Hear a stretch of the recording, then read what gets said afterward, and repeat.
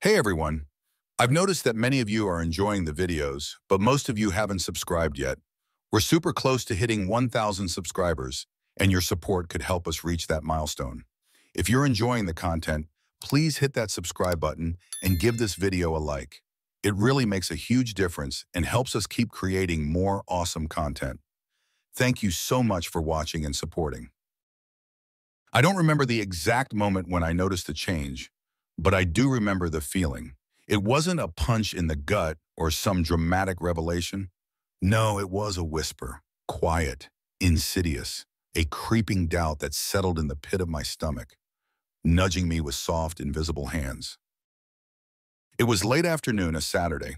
Clara was in the kitchen laughing, her voice too bright, too forced as she scrolled through her phone. I sat in the living room pretending to focus on the game, but all I could hear was her giggle, sharp, unfamiliar, a sound meant for someone else. I glanced over at her, at the way her thumb danced across the screen, quick, secretive, the way she angled her phone away from me, just slightly. She caught my eye and smiled, but there was something off about it, something hollow. I told myself I was imagining things. We'd been married 12 years. We had 2 kids, a house, careers, everything that screamed stability. I dismissed the thought, but that whisper, it lingered. The first real clue came a few days later. She was late again. Clara had started taking more of these work dinners with Tom, her boss.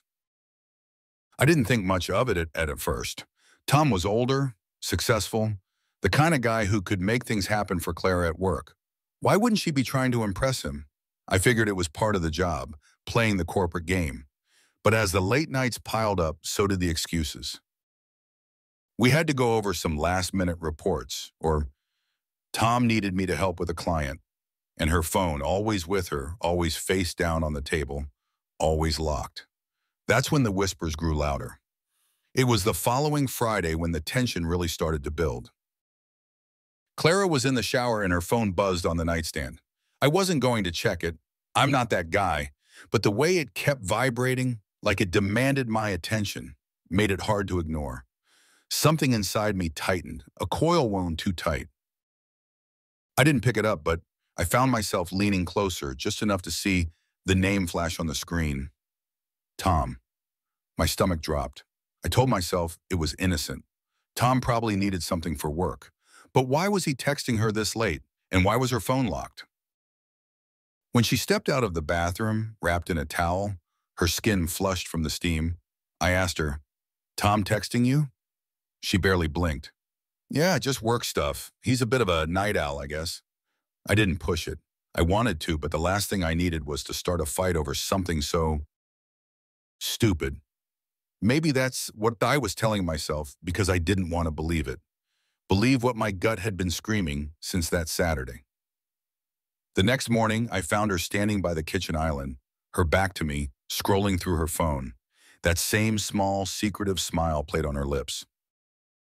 I watched her from the doorway, unnoticed, feeling like an intruder in my own home.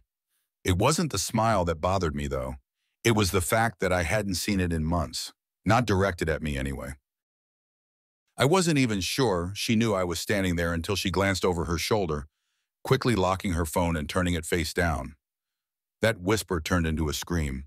"Who were you texting?" I asked, keeping my voice as even as possible. She turned around a little too fast, her smile replaced with something guarded. "No one, just work stuff." At 7 a.m. on a Saturday? She shrugged, setting her phone down on the counter, but the tension in the room was suffocating. "I don't know, David. It's a big job. Tom's always got something he needs me to look at." There it was again. Tom. His name kept slipping into every conversation like a third presence in the room. I'd met him once at a company party. Tall, silver-haired, with a jawline like it was chiseled out of granite, a successful businessman with an ego the size of his damn house, the kind of guy who always got what he wanted, and now apparently he wanted my wife. I didn't say anything else, not then. But every interaction from that point forward felt like a performance, something staged and rehearsed. I was watching her more closely, noticing every detail, how she started dressing up more for these work dinners, how she never let her phone out of her sight, how she seemed to always be smiling after reading a message, but only when she thought I wasn't looking. There was another missed call from him one night while we were watching TV. She picked up her phone, saw the name, and her entire expression changed. It wasn't even subtle. She smiled, that smile, the one she used to reserve for me. "Who is it?" I asked, already knowing the answer. She hesitated just for a second, but it was enough. "Tom, he just had a question about the quarterly reports." I didn't believe her, not anymore. As the days passed, more inconsistencies piled up, like the slow trickle of water breaking through a dam. Forgotten anniversaries, unexplained absences, little things that on their own would have seemed insignificant, but together painted a much darker picture. Clara had always been organized, meticulous, but lately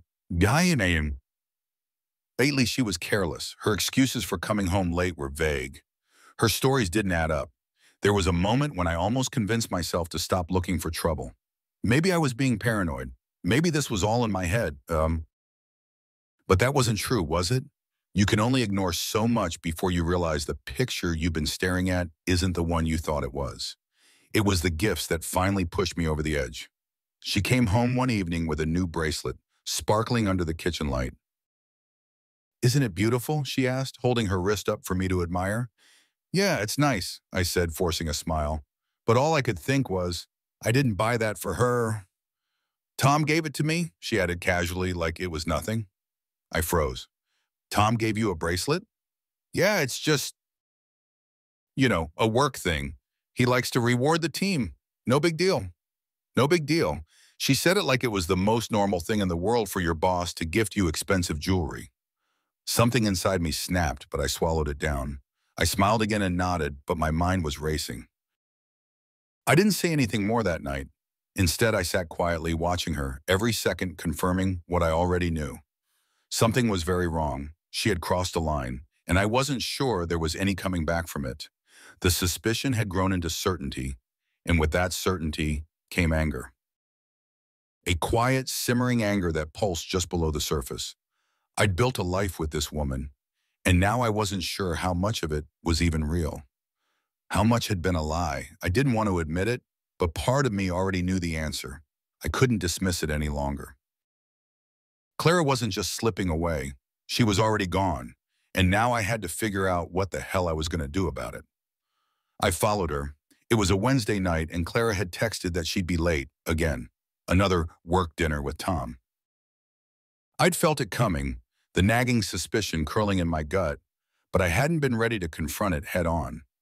Until now, I had to know for sure.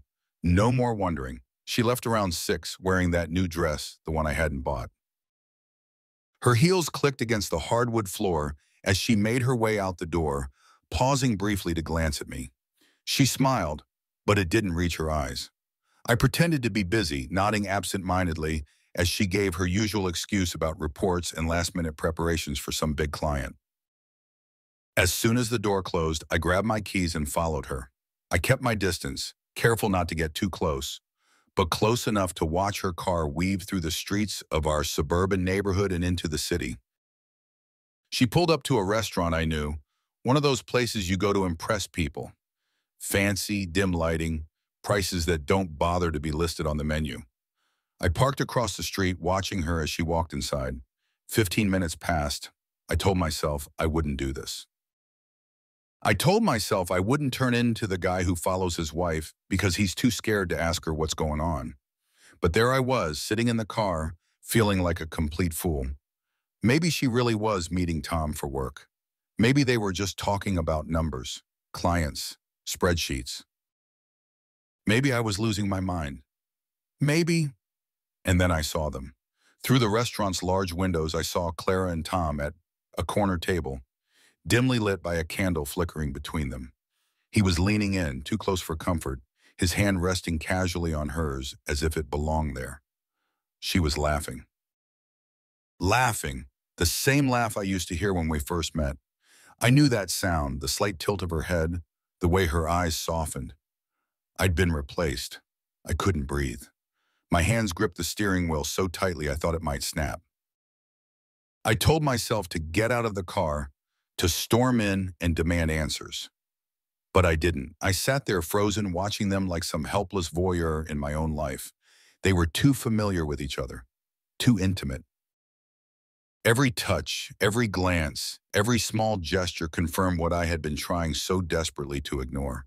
It wasn't just an affair. It was a relationship, a life they had been building, hidden away from me. I didn't wait for them to leave. There was no point. I had seen enough. I drove home in a daze, barely registering the world around me. My thoughts were a storm, crashing and spinning, but underneath all the noise, one thing was clear. They were together. And they'd been together for a while. When I got home, the house felt different, colder. The kids were already asleep, the quiet only amplifying the growing rage inside me. I didn't want to wake them. I sat on the edge of the bed I shared with her, staring into the darkness. My phone buzzed, a text from Clara. "Won't be home until late, don't wait up." I didn't respond. Instead, I spent the next hour pacing the house, trying to make sense of it all. The affair wasn't a random mistake. It was planned. It was deliberate. How long had it been going on? Weeks? Months? Years? Every laugh, every late night, every work dinner replayed in my mind with sickening clarity. I wanted to confront her right then and there. I wanted to tear her lies apart, make her admit everything. But that wouldn't do. It wouldn't be enough. I needed proof, real proof, not just glimpses from a distance, something undeniable, something I could use. The next morning, Clara acted like everything was normal. She kissed me on the cheek, packed the kids' lunches, and chatted about their upcoming school project as if the world hadn't shifted under our feet the night before. She didn't seem nervous, didn't seem guilty, just happy. I needed to see what she was hiding. That afternoon, while she was in the shower, I did something I swore I'd never do. I picked up her phone. My hands were shaking as I scrolled through her messages. There it was, Tom, dozens of texts, each one worse than the last. I read through them, the bile rising in my throat. They weren't just flirting, they were planning vacations, discussing future plans, even talking about our children as if they belonged to him, as if my life had been theirs all along. There were pictures, too. Photos of them at dinners, on trips I didn't know about. Her smiling, him with his arm around her waist. Intimate photos, private ones. I dropped the phone like it had burned me. For a moment, I couldn't move. My mind was racing, but my body was numb, frozen in place by the weight of the betrayal. She was in the next room, humming in the shower, oblivious to the fact that her entire world was about to collapse. I felt sick. The air in the house felt too thick, too suffocating. I stood there for a while, staring at the wall, trying to process it all. But no amount of thinking could change what I'd just seen. The marriage, the home, the life we'd built together. It was all a lie, a facade that had been cracking for months, maybe even years. And now it had shattered completely. I couldn't stay in that house. I grabbed my keys, muttering something about needing air, and left without waiting for her to respond. I didn't know where I was going. I just drove, my thoughts spinning out of control. The memories came in waves. Our wedding, the birth of our children. Every anniversary, every holiday, every shared moment of our life together. And then every excuse, every late night, every time she smiled at her phone and said it was just work. How had I been so blind? How had I let this happen?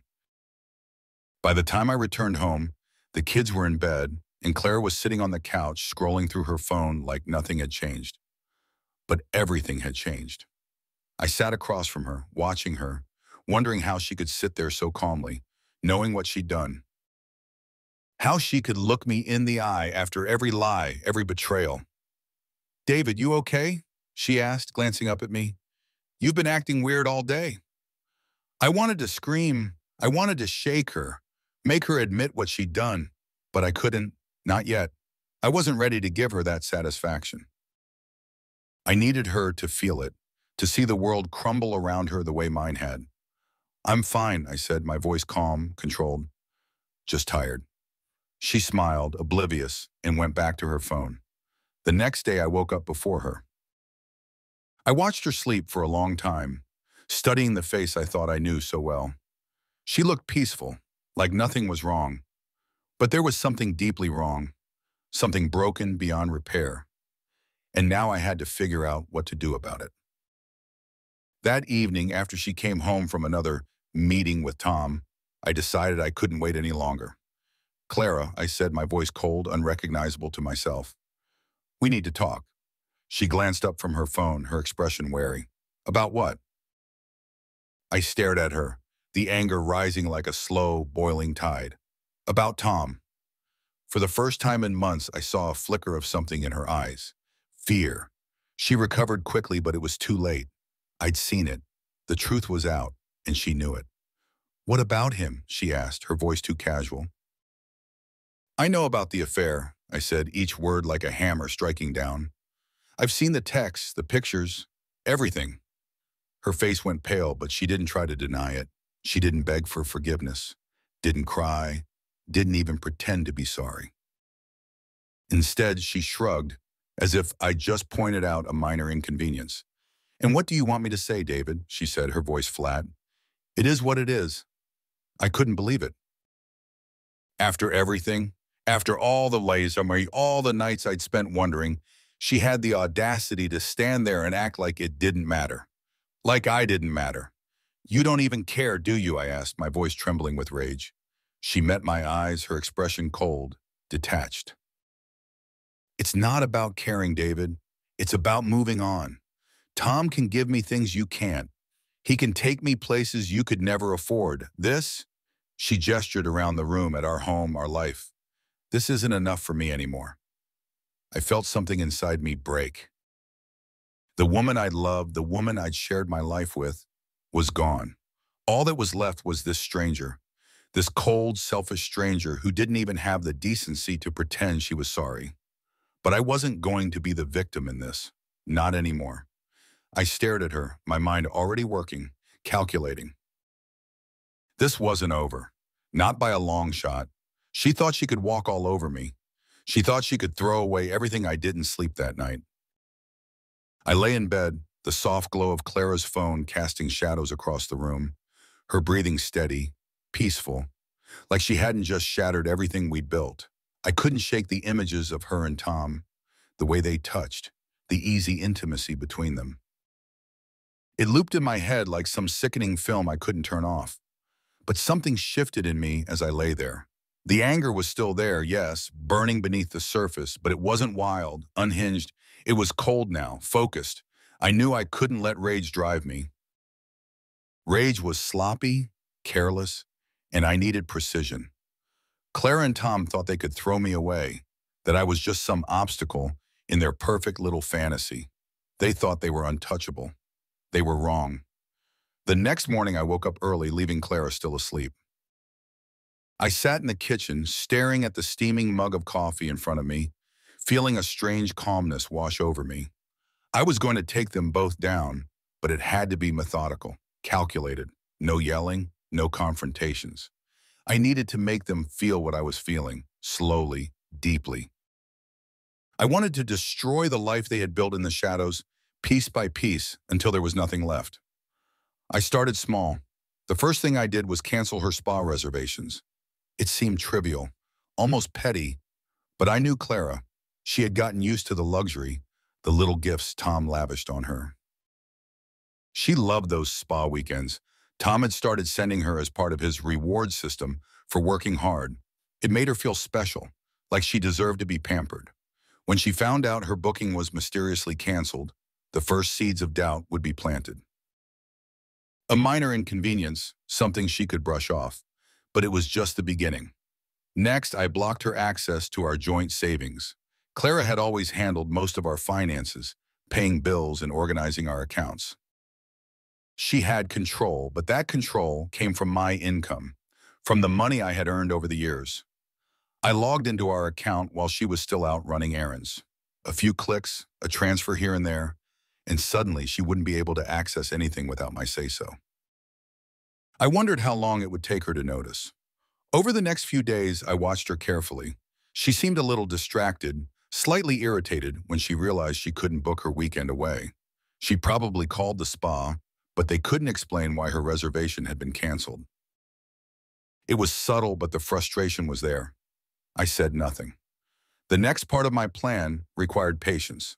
Tom was wealthy, powerful, and had made a name for himself as a man with influence. That was his weakness, his ego. He thrived on the admiration of others, and from what I had gathered through Clara's phone, Tom's image was everything to him. He needed to be seen as successful, untouchable, but every empire has its cracks, and I was going to find his. I began digging into Tom's business. It wasn't hard. He ran a financial consulting firm, and a little research showed that his reputation wasn't as spotless as he made it seem. A few bad deals, some under-the-table contracts with questionable clients. Nothing major, nothing that had caught up to him yet, but enough to work with. Late at night, while Clara slept, I sat at the kitchen table scrolling through pages of information. Tom had taken some significant risks in the past year, aggressive investments, using his firm's capital to fund personal ventures. If these deals went south, it wouldn't just hurt his firm. It would destroy him. I wasn't an expert in finance, but I knew enough to see that he had overextended himself, and I had a plan to expose him.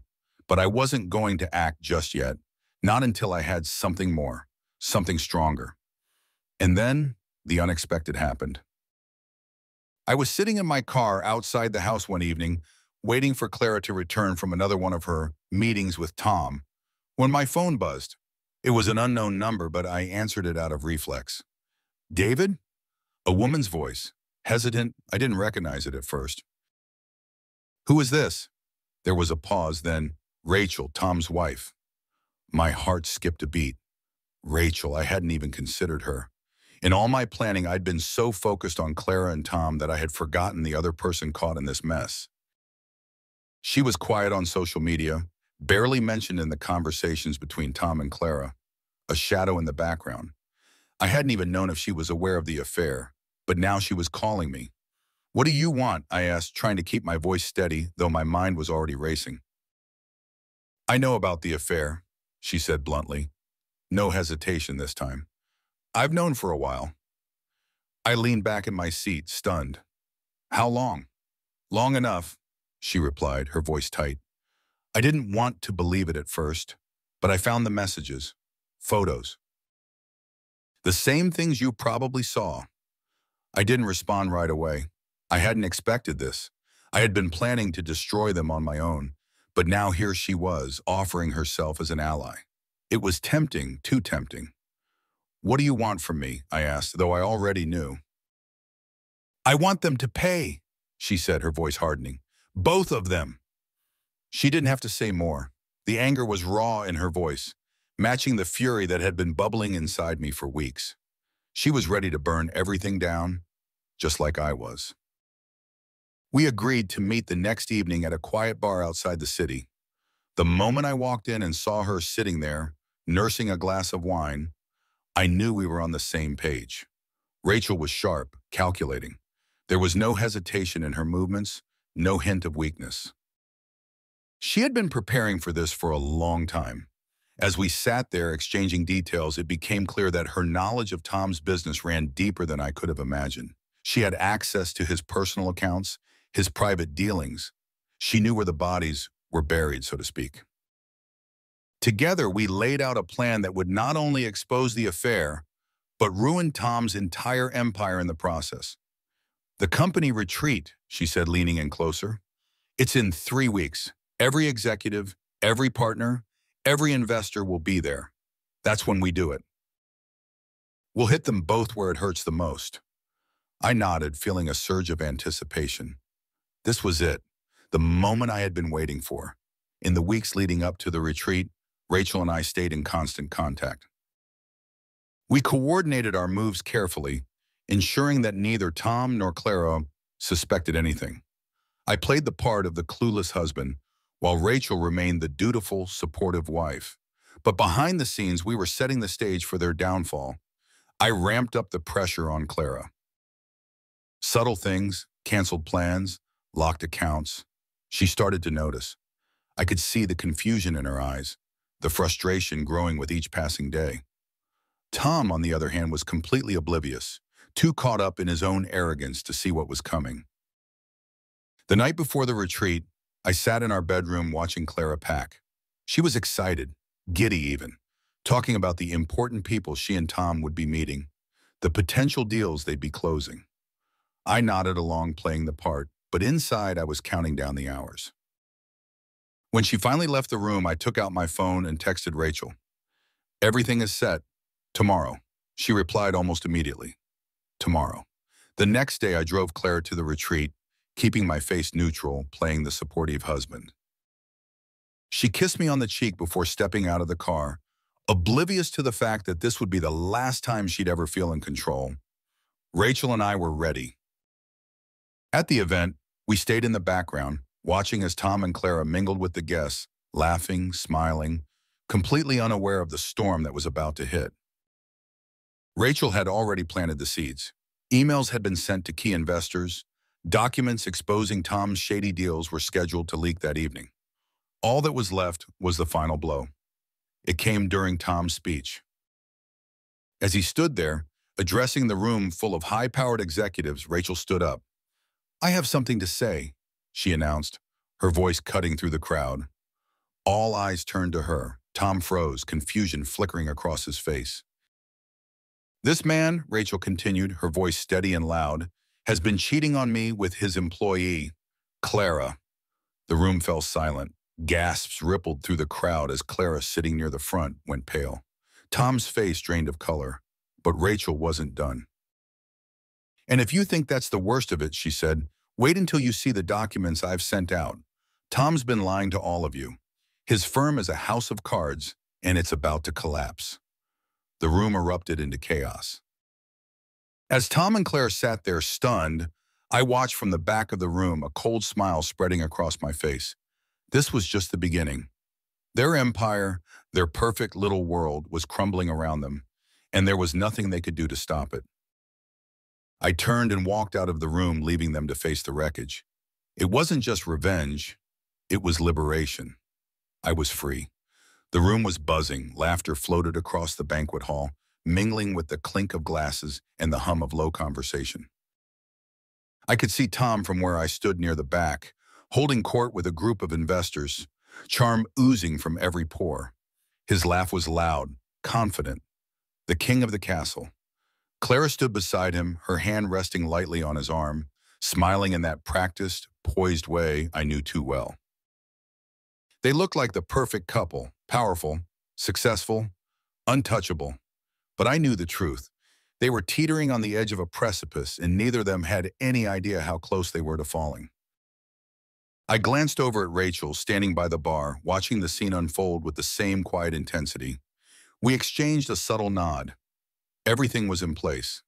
The night had been carefully orchestrated, each detail meticulously planned. We had rehearsed this moment in our minds 100 times. Now it was about execution. My phone buzzed in my pocket. The message was from Rachel. "Ready?" I typed back. "Let's begin." Rachel moved first, gliding toward Tom with the grace of a predator closing in on its prey. She greeted him with a smile that didn't reach her eyes, slipping effortlessly into their circle of conversation. Tom, of course, didn't notice the shift in energy, too busy soaking in the attention. I, on the other hand, stayed in the shadows, observing, waiting for the right moment. The speeches were coming up soon, and Tom would be at the podium basking in the spotlight. That was when we would strike. As the minutes ticked by, my patience was tested. Clara caught my eye from across the room, her brow furrowing slightly, as if sensing something was off. She started to make her way toward me, cutting through the crowd, her eyes narrowing with suspicion. I straightened up, locking eyes with her, but kept my expression neutral. She wouldn't find any clues in my face. "David," she said when she reached me, her voice smooth but tinged with uncertainty. "What are you doing here, standing by yourself?" I shrugged, offering her a thin smile. "Just taking it all in. You know how these corporate events are, not really my scene." She searched my face, her eyes flicking with unease, but I didn't give her anything. "You've been acting strange lately." "Is something wrong?" I fought the urge to laugh. Wrong? Everything was wrong, but she was too blind to see it. I'm fine, Clara, just tired. I let the words hang in the air, knowing they would frustrate her without revealing anything. She hesitated, her fingers tightening around the stem of her champagne glass. Well, don't ruin the night, okay? This is important for Tom. Her eyes softened the way they always did when she spoke his name. The sight of it twisted something deep inside me, but I kept my composure. Don't worry, I said, leaning in slightly. Tonight will be unforgettable. Her lips parted, but before she could respond, the lights dimmed, signaling the start of the speeches. Clara cast one last glance at me before turning back toward the stage, where Tom was already moving to the front of the room. I stayed where I was, my eyes trained on the scene unfolding. Tom took the microphone, flashing that same arrogant smile, the one that had won over investors, clients, and apparently my wife. He launched into a speech, thanking everyone for their support, talking about growth, success, the future. His words flowed easily, every sentence designed to reinforce the image of a man in control, a leader with everything in his grasp. But tonight, the narrative was mine to control. As Tom spoke, I saw Rachel quietly leave her place at the bar and step toward the stage, her movements deliberate and poised. She stopped just short of the spotlight, waiting for her moment. I could see the tension in her shoulders, the way she gripped her purse tightly, but her face remained calm, focused. Tom was halfway through his speech when Rachel finally stepped forward. Her voice cutting through the applause like a blade. Tom, she said, her tone deceptively soft, before you finish, there's something I think everyone here should know. The room fell silent, every head turning toward her. Tom froze, confusion creasing his brow, but he recovered quickly, flashing a nervous smile. Rachel, honey, we can talk after. No. Her voice was firm now, stronger. We're going to talk about it now. The tension in the room shifted. I watched as Clara's eyes darted between Rachel and Tom, her expression tightening with every second. She could feel it too, the unraveling. Rachel stepped closer, her eyes never leaving Tom's. You've been lying to these people for years, about your business, about your success, and about our marriage. A ripple of whispers moved through the crowd, investors exchanging confused glances, eyes narrowing in suspicion. Tom's smile faltered, panic flashing briefly in his eyes. Rachel, this isn't the place, he started, but she cut him off. Oh, I think this is exactly the place. She turned to the crowd now, her voice clear and steady. This man, your CEO, your business partner, has been cheating on me with his employee. She let the words hang in the air, her gaze cutting to Clara, who visibly paled. Clara. Gasps echoed through the room, Clara's face drained of all color, her grip on her champagne glass tightening until her knuckles were white. Tom stood frozen, his confident facade crumbling before everyone's eyes. For a split second, his eyes met mine, and I felt a dark satisfaction rise inside me. He knew this was my doing. Rachel wasn't done. And if you think that's the worst of it, she continued, her voice icy, wait until you see what he's been hiding in his business.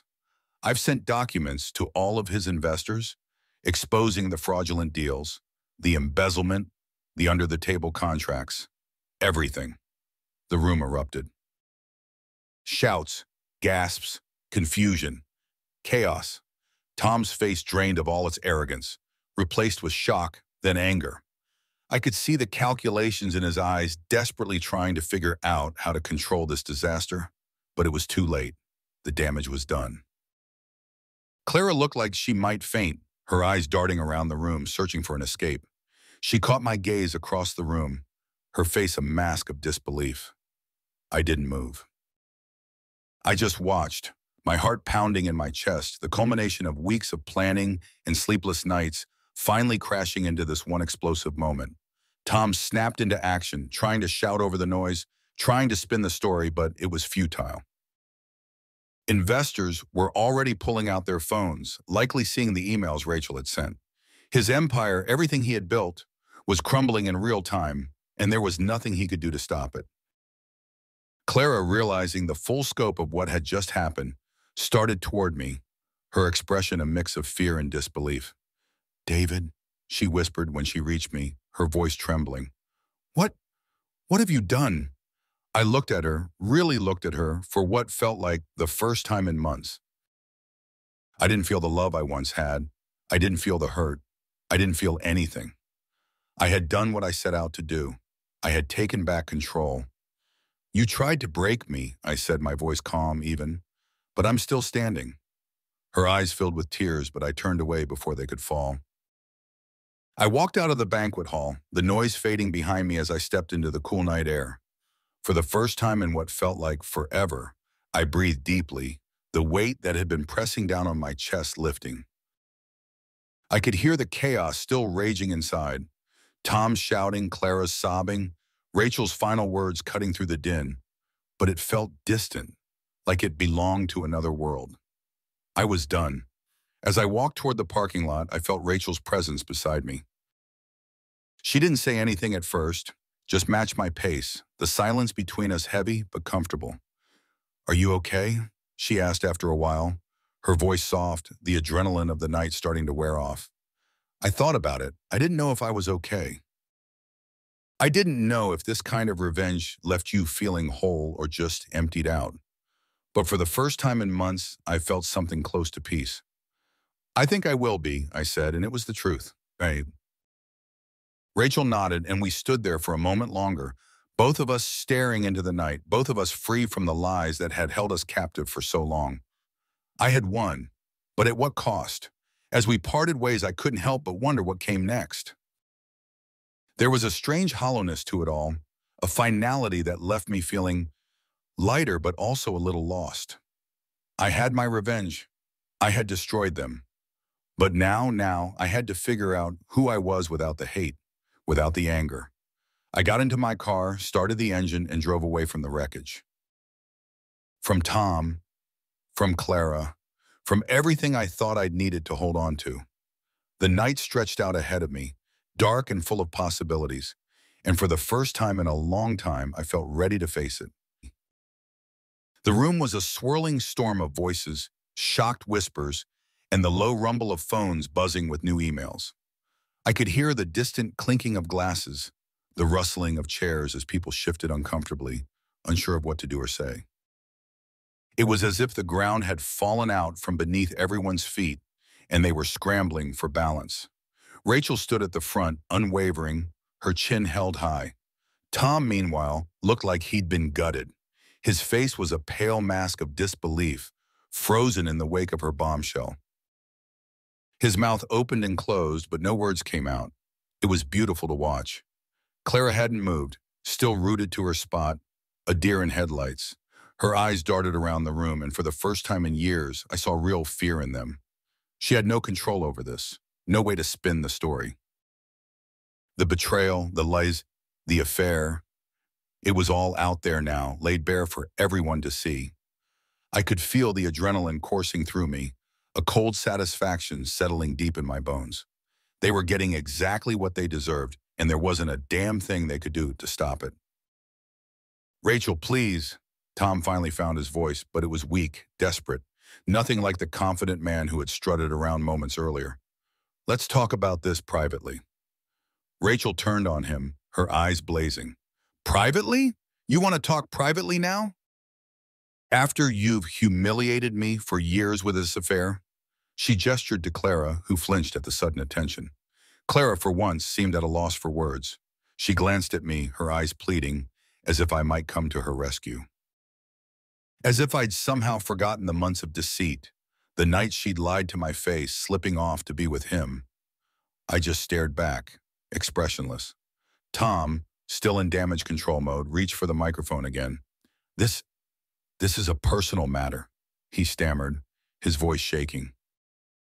I apologize for the scene. Let's not jump to conclusions, okay? This is a misunderstanding. Rachel laughed, the sound sharp and cold. A misunderstanding? You're going to stand there and deny it, even now? She turned to the crowd. Go ahead, check your phones. Everything you need to know about this man's business ethics is in your inboxes. The deals, the fraud, it's all there. I could see people glancing down at their phones, eyes widening as they scrolled through the damning evidence Rachel had sent out. The investors, Tom's so-called allies, were whispering to each other, shaking their heads, their gazes hardening as they processed the betrayal.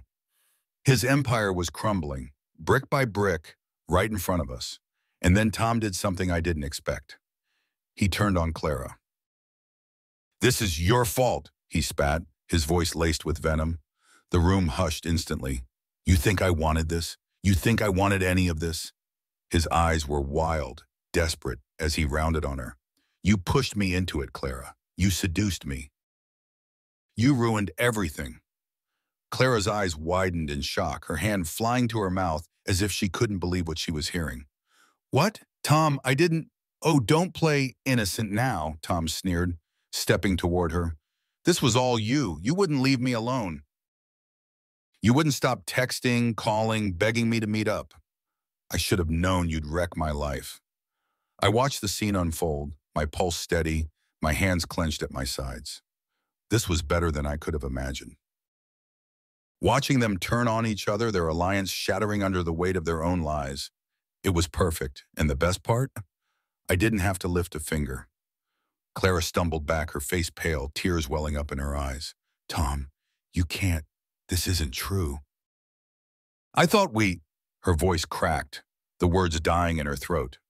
But Tom wasn't done. He was unraveling, spiraling in front of everyone. "You thought what, Clara? That we'd run off together? That I'd leave Rachel and my kids for you?" His laughter was bitter, cold. "You were always just a distraction. A stupid fling, and now look at what you've done, Richard." The crowd was silent, watching the spectacle with morbid fascination. No one moved to stop it. Why would they? This was the real show. Clara crumbled, tears spilling down her cheeks as she looked around the room, searching for anyone to help her, to defend her. She turned to me again, her voice trembling. "David, please say something." I met her gaze, my expression calm. "You made your choice, Clara," I said softly. "You chose him. And now you're going to live with that." Her face crumpled, and she let out a scream, collapsing into a chair, burying her face in her hands. Tom, still pacing, raked his hands through his hair, his eyes darting toward Rachel, who was standing quietly to the side, watching it all unfold with a serene expression. "Rachel," Tom pleaded, his tone shifting from anger to desperation. "You know I never meant for this to happen. We can fix this. Please, let's just go home and talk." Rachel didn't even flinch. "There's nothing left to talk about, Tom. You've lied for too long, to me, to our kids, to everyone here. It's over." The finality in her voice seemed to hit him like a sledgehammer. His shoulders slumped, and for the first time that night, he looked utterly defeated. All the power, all the control he thought he had was gone. He had nothing left. I stepped forward then, my voice cutting through the silence like a knife. "You tried to break me," I said, my words steady, deliberate. "Both of you, but here I am, still standing." Tom glared at me, but there was no fire left in his eyes, just exhaustion. "What do you want from me, David?" he muttered, his voice hollow. I let the silence stretch for a moment before answering. "I don't want anything from you, Tom. I already have everything I need." I turned and started walking toward the exit. The noise of the room faded behind me, the chaos, the anger, the desperation. None of it mattered anymore. I had done what I set out to do. I had burned their perfect little world to the ground. As I reached the doors, I heard Clara's voice, soft and broken, calling after me. "David, wait." But I didn't wait. I didn't even look back. There was nothing left to say. Outside, the night air was cool against my skin, the silence soothing after the storm inside. I took a deep breath, letting it fill my lungs, feeling the tension slowly begin to release. Rachel appeared beside me a few moments later, her face calm but tired. We stood there together for a while, neither of us speaking, just letting the weight of the night settle. "Are you okay?" she asked quietly, glancing at me. I thought about it for a moment. The anger, the pain, it wasn't gone, but it was different now. It wasn't consuming me anymore. It didn't control me. I think so, I said finally. It's over. Rachel nodded, her eyes softening. For what it's worth, I'm sorry it had to come to this. I shrugged. Me too, but some things, they need to be burned down before you can rebuild. She smiled faintly. I guess that's true. We stood there for a few more moments before she turned to leave. Take care of yourself, David. You too. And with that, she was gone, disappearing into the night, leaving me alone with the quiet and the stars overhead. I wasn't sure what came next. There was a strange emptiness inside me now, a hollow space where the anger had once lived. But there was something else too, something lighter, something closer to peace. I had my revenge. I had destroyed them, both of them, in the most public, humiliating way possible. And yet, standing there under the night sky, I realized that it wasn't about them anymore. It was about me. About what I was going to do now, about who I was going to be. I got into my car and started the engine, the sound cutting through the quiet. As I pulled away from the hotel, I didn't feel the weight of the past dragging behind me anymore. I was free. The future, uncertain as it was, stretched out in front of me, and for the first time in a long time, I was ready to face it. As I drove into the night, leaving the wreckage of Tom and Clara behind, I felt something close to hope stir inside me. I was still standing, and that was enough. A week after the company retreat, I found myself standing in front of the house Clara and I once shared. It was still ours, technically mine now, but I hadn't set foot inside since that night. It stood there as if frozen in time, but everything about it felt different. The door, the windows, even the front steps, it all looked like a hollow replica of a life I had once lived. I hesitated at the door, the key feeling heavier than it ever had before. My breath came slow, deliberate, as I pushed it into the lock. When the door swung open, the stale air hit me. The silence was suffocating. I stepped inside, closing the door behind me with a soft click. The house was quiet, unnaturally still, like it knew the life that once filled it had vanished. Clara wasn't here. She had packed her things in a frenzy the day after everything went down, leaving me a single text. I'm sorry, I don't know what else to say. I hadn't responded. What could I say? Sorry didn't fix betrayal. It didn't erase the months, maybe years of deceit. I walked through the house, letting my fingers brush over the furniture, the photos still hanging on the walls. They felt like relics now, memories of a time that no longer existed.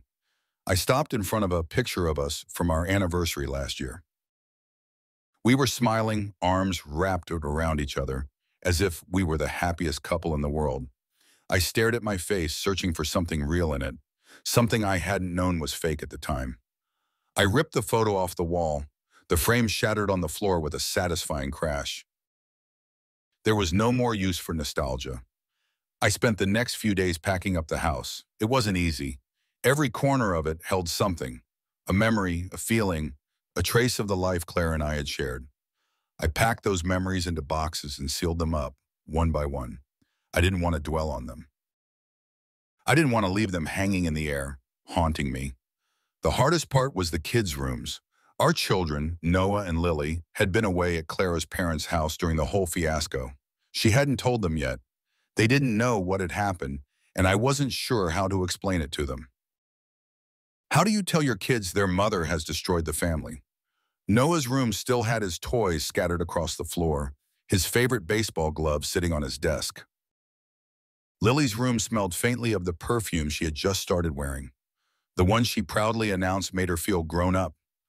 I packed their things slowly, feeling the weight of each item in my hands. This wasn't their fault. They hadn't asked for this. I would have to tell them soon. That thought gnawed at me, kept me up at night. But for now, I focused on the task in front of me. I had listed the house for sale a few days ago, and the realtor was already calling me with offers. I knew I wouldn't be staying here anymore. The place was tainted, haunted by too much. I needed a fresh start. We all did. 2 weeks after the retreat, I met Clara to talk about the kids. We agreed to meet at a cafe on the outskirts of town. Neutral ground. I arrived early, took a seat by the window, and waited. The minutes crawled by, my stomach twisting in knots I didn't expect. This would be the first time I'd see her since that night, the first time we would speak without the weight of deception and lies hanging between us. When she walked in, I barely recognized her. Clara looked worn, smaller, as if the life had been drained out of her. She spotted me, gave a small, hesitant smile, and walked over to the table. "David," she said softly, sitting down across from me. Her voice was fragile, as though she were afraid to say anything too loud, afraid it might break whatever fragile piece was left between us. "Clara." I kept my tone even, my hands clasped on the table in front of me. I didn't feel the rage I once did when I looked at her. Now there was only a dull ache. There was a long silence, both of us staring at each other, neither of us knowing where to begin. Eventually, Clara spoke first. "I know I don't have the right to ask for anything from you," she started, her voice trembling. "But I need you to know how sorry I am. I never wanted any of this." I looked at her, really looked at her, and for the first time, I didn't see the woman who betrayed me. I saw someone broken, just like me. But sympathy wasn't going to erase what had happened. "You got caught up in your own fantasy, Clara. You forgot what was real." My voice was steady, no edge to it, just a calm acknowledgement of what we both knew. Her eyes welled up with tears. "I know. I was selfish. I lost myself." I nodded, not looking away. "You didn't just lose yourself. You lost us." She flinched, but I wasn't trying to hurt her. It was just the truth, a truth we both had to live with now. We talked for a while longer, mostly about logistics, the kids, the house. She didn't fight me on anything, didn't try to defend herself or plead for reconciliation. She knew it was over. That was enough for me. When we finished, Clara hesitated. Will you tell them about us?" I took a breath. "I'll tell them. They need to hear it from me." She nodded, and after a long, weighted silence, she stood to leave. "Goodbye, David." I didn't say anything as she walked away, just watched her go. Telling the kids was one of the hardest things I'd ever had to do. I sat them down in the new apartment I'd rented, a small 2-bedroom on the other side of town. Noah, just 12, had this wide-eyed look, like he already knew something was wrong but couldn't figure out what. Lily, only 8, fiddled with her hair, oblivious to the storm about to hit. I kept it simple. No ugly details, just the facts. "Your mom and I, we aren't going to be together anymore." The words felt heavier than I expected. Noah's face crumpled, his confusion giving way to tears. Lily looked from me to her brother, then back at me, still not fully grasping it. "What do you mean?" she asked, her voice small. "Why?" I took a breath, forcing myself to stay calm. Sometimes things happen between adults that make it hard for them to stay together. "Your mom and I both love you very much, but we won't be living together anymore." I had to hold back the wave of emotion that hit me as I watched their faces change. Noah burying his face in his hands, Lily's eyes wide and glassy. I spent the rest of the evening holding them, trying to answer their questions as best as I could without breaking down myself. It wasn't easy, but I knew I had to be strong for them now. They needed to know I was still their father, that I wasn't going anywhere. The weeks that followed were strange. I settled into a routine in the new apartment, my life becoming smaller, quieter. It was just me and the kids now, and I found comfort in that. There was no more pretending, no more hiding, no more walking on eggshells. I could focus on what mattered, being a good father, rebuilding my life from the ground up. Selling the house helped. It was symbolic in a way, shedding the old skin, letting go of the past. With every box I unpacked in the apartment, with every new piece of furniture I bought, it felt like I was laying a new foundation. A smaller one, yes, but a stronger one. One built on something real. Rachel and I kept in touch, but it wasn't the kind of relationship anyone would expect. We weren't partners, not in the way most people think. We had been allies in revenge, but that chapter was over. She filed for divorce and began rebuilding her own life, just like me. We would exchange the occasional message, updates about how things were going, but it never went beyond that. "Tom?" He had gone underground after everything blew up. His company imploded, investors pulled out, and last I heard he was selling off assets just to stay afloat. It was exactly what he deserved, but I didn't take any joy in it anymore. He wasn't part of my life. Not anymore. Clara tried reaching out once or twice after the meeting at the cafe, but I kept my distance. There was nothing left to say. We had both made our choices, and we had to live with them. As time passed, the wounds slowly began to heal. They didn't close completely, not yet, but I was learning to live with the scars. I spent more time with Noah and Lily, rebuilding our relationship, focusing on being the best father I could be for them. That was my priority now. I wasn't sure what the future held, but for the first time in a long time, I felt at peace with it. The bitterness, the anger, it was still there, but it didn't consume me anymore. I could see a path forward, one where I could live without the weight of betrayal dragging me down. I wasn't the same man I had been before all of this started. I had been broken down, but I had rebuilt. I was stronger now, wiser. I understood more about myself, about what I wanted, about who I wanted to be. As I sat on the couch one evening watching Noah and Lily bicker over which movie to watch, I realized something. I was free from the lies, the hurt, the weight of a past that no longer held any power over me. The scars would always be there, but they were a part of me now. They didn't define me. I could move forward, knowing that I had faced the worst and come out the other side, still standing. And that was enough.